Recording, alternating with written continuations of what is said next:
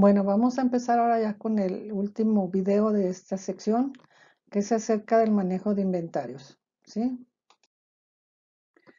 ¿Qué son los inventarios? Son los bienes de una empresa que están destinados a la venta o producción para su posterior venta, así como los materiales o suministros que se consumen en el proceso de producción. Existen diferentes inventarios: productos terminados, producción en proceso, materias primas, refacciones y mercancías en tránsito.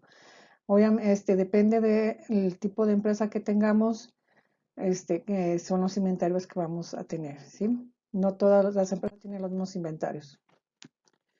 Al analizar la cuenta de inventarios tenemos tres aspectos importantes. El sistema de registro. Se refiere a que una empresa decide el momento en que debe registrarse la adquisición y el consumo del inventario. Puede ser cuando se realiza la transacción o al final del periodo. Para esto existe unos sistemas que se llaman sistema de inventario perpetuo o inventario periódico, ¿sí? La otra es el método de evaluación. Son para determinar el costo que será asignado a las mercancías vendidas y el costo de las mercancías disponibles al terminar el periodo. Aquí ya estamos hablando de costos, por eso es tan importante la evaluación del inventario, porque estamos viendo el costo, ¿sí? Vamos a ver un poquito más adelante, hablar un poquito más de esto. Y el 3 es el sistema de estimación. Ante alguna circunstancia impredecible como robo, incendio o inundación, o bien ante la necesidad de preparar estados financieros, algunas veces se debe estimar el valor del inventario sin hacer recuento físico de los productos disponibles. Hay, por ejemplo, sobre todo las pequeñas tienditas, o las pequeñas compañías o empresas chiquitas, por ejemplo, las de abarrotes que venden a las esquinas. Es muy común que hagan esto porque pues, puede hacer nada más una estimación del inventario sin necesidad, porque un recuento de productos disponibles requiere mucho tiempo y requiere también un costo, ¿sí? Se requiere también dinero porque hay que hacer, se necesita gente preparada para hacer todo este conteo y gente de confianza, ¿verdad? Entonces, vamos que PEPs, WEPs y costo ponderado son métodos de evaluación de inventarios, ¿sí? El concepto es sistema de registro. Registrar entradas y salidas del inventario. El método o sistema puede ser inventario perpetuo, inventario periódico o PEPs. Método de evaluación: determinar el costo de ventas y el valor del inventario final. Recordemos que el costo de ventas el costo de ventas y el inventario final están en los estados financieros de la empresa. Por eso es sumamente importante tener bien identificado el costo de nuestros inventarios. Se utilizan los métodos WEPs, promedio ponderado y costos identificados. Los sistemas de estimación: estimar el valor del inventario, ya sea menudeo detallista. Sobre todo les comento, sobre todo por ejemplo en las tiendas pequeñas se hace esto, en las pequeñas localidades, ¿verdad? Ya en las empresas más grandes, pues sí, ya una toma de inventario ya implica mucho más tiempo y costos, ¿verdad? Hagamos un pequeño ejercicio para analizar estos métodos de evaluación de inventario, ¿sí? Vamos a hacer el ejemplo. Tenemos un inventario final de 15 unidades. El primer precio de compra va a ser de 20 pesos y el último precio de compra va a ser de 25. Entonces, sigamos. Vamos a ver primeras entradas, primeras salidas. Cuando se aplica este método, se supone que las primeras mercancías compradas son las primeras que se venden. Por lo tanto, las mercancías en existencia al final del periodo serán las últimas, es decir, las de la compra más reciente, valoradas a precio actual o a último precio de compra. Este método refleja al final un mayor saldo de inventarios sobrevaluado y un costo de ventas menor. Viendo el ejemplo anterior, tenemos 15 unidades y el precio final de compra fue de 25, entonces nos da un total de 375 como inventario. ¿Sí? Pasamos al siguiente método. Últimas entradas, primeras salidas. Cuando se emplea este método, se supone que las últimas mercancías compradas son las primeras que se venden. Las mercancías que no se venden al final del periodo representan las que se encontraban en existencia en el inventario inicial o los primeros productos comprados.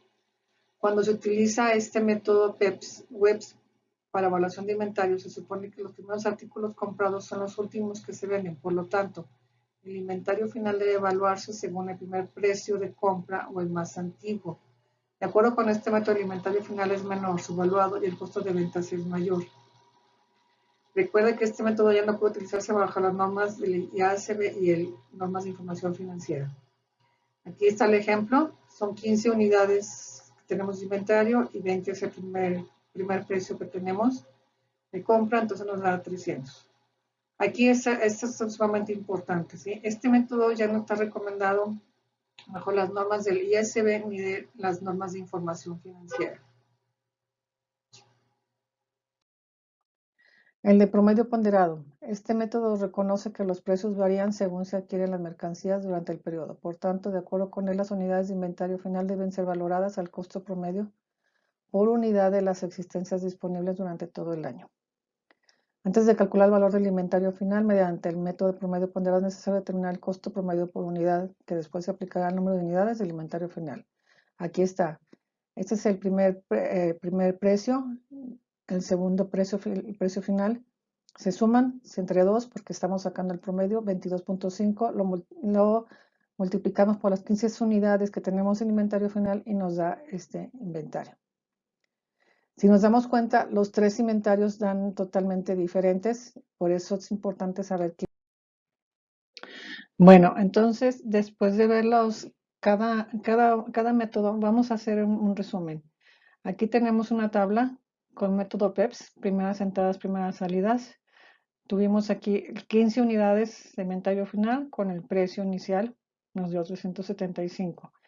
WEBs, últimas entradas, primeras salidas, 15 unidades con el inventario final nos dio 300 y el promedio ponderado 20 más 25 entre 2 porque estamos sacando el promedio, entonces tenemos 22.5. Acuérdense que este es el precio inicial y el precio final porque es promedio y sacamos el promedio, entonces las 15 unidades por 22.5 nos da 337. Entonces aquí podemos ver la diferencia que nos da cada uno de los métodos. ¿Sí? Esto nos lleva a que cada compañía tiene la opción de escoger el método más apropiado para ella, ya que el método que se seleccione tiene un efecto directo sobre las utilidades, como lo acabamos de ver, ¿verdad?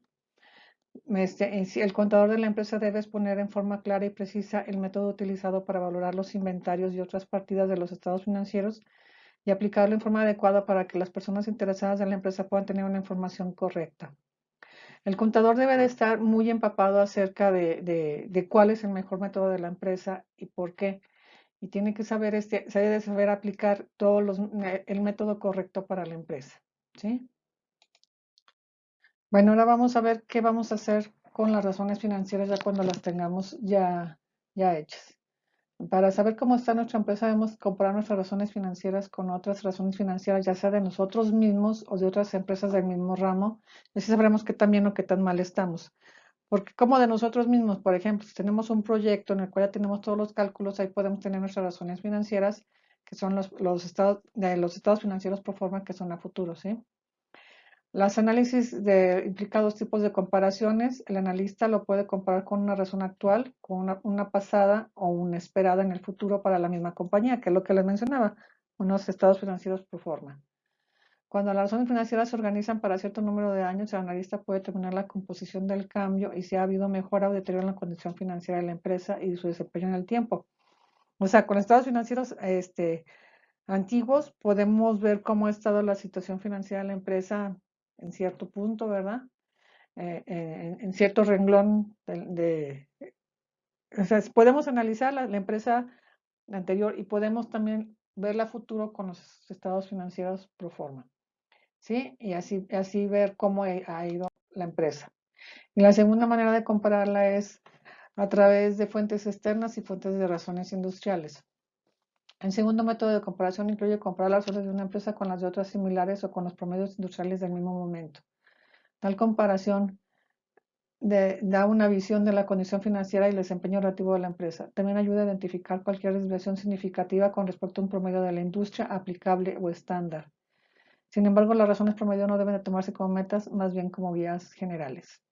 Aquí vemos que las razones externas, ¿sí? ¿Dónde vamos a obtener, por ejemplo, hay asociaciones, por ejemplo, de los que venden coches, entonces ahí presentan sus estados financieros y podemos ahí analizarlas, ¿sí?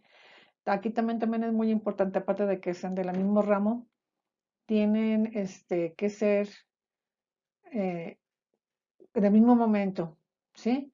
Que es el mismo momento, por ejemplo, que sean del mismo, por ejemplo, mismo semestre. O sea, porque es muy diferente un estado financiero de, vamos a suponer, de diciembre, cuando está terminando el año, a mediados de año. Es muy diferente porque son diferentes temporadas para las empresas. Y son diferentes también, para todas las empresas es diferente. Entonces, tiene que ser el mismo momento, ¿sí? También ayuda a identificar cualquier desviación significativa con respecto al promedio de la industria.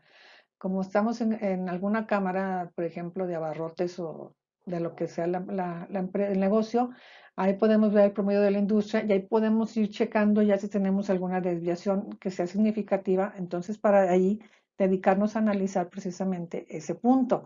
Eso es lo importante de las razones financieras, ¿sí? El análisis también debe evitar reglas generales de manera indiscriminada para todas las industrias. El análisis debe hacerse en relación con el tipo de negocio en el que está inmersa la empresa y con la misma. El no hacerlo puede llevar a malinterpretar las razones financieras. ¿Sí? Esto es importante, el no hacerlo puede llevar a malinterpretar las razones financieras. Entonces es importante hacer estas comparaciones, sobre todo con las empresas externas.